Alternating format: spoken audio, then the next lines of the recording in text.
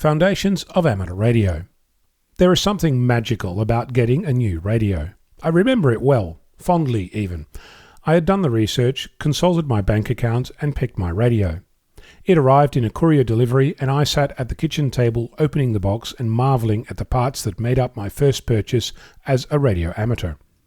I joined my local radio club a month earlier, and proud as punch, I took my shiny new box of joy to the club and showed it off to anyone who came near. I vividly remember one member's first comment. "Wow, that's an ugly radio." I was heartbroken, insulted, confused, and I didn't quite know what to do with that experience. My radio was beautiful, tiny, special.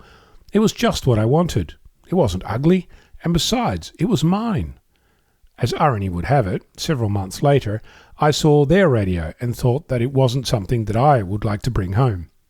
Fast forward 6 years. The other week I went to a local hamfest.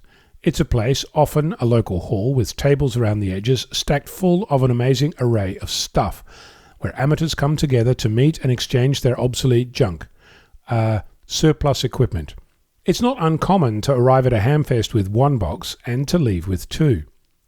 Among the tables and amateurs, I was introduced to a new radio.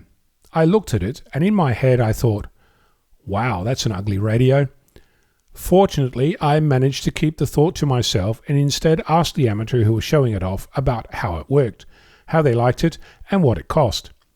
The amateur was excited to share their thoughts, and I learned something from the exchange.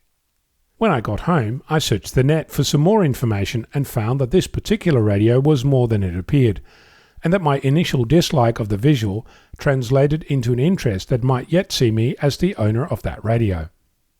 I know you're busting to ask which radio and which amateur, but I'm not here to advertise any particular radio, just to observe that beauty is in the eye of the beholder, and that things can change once you know more.